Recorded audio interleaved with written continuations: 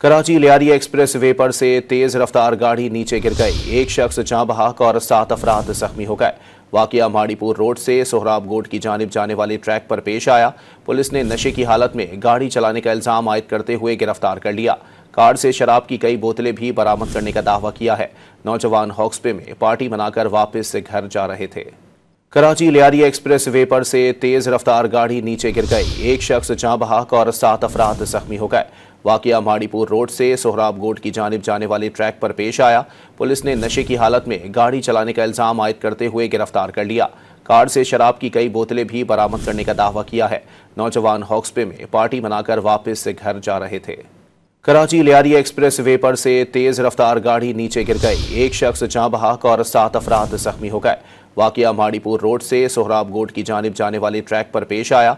Police ने नशे की हालत में गाड़ी चलाने का इल्जाम आयद करते हुए गिरफ्तार कर लिया। कार से शराब की कई बोतलें भी बरामद करने का दावा किया है। नौजवान हॉक्सपे में पार्टी मनाकर वापस घर जा रहे थे।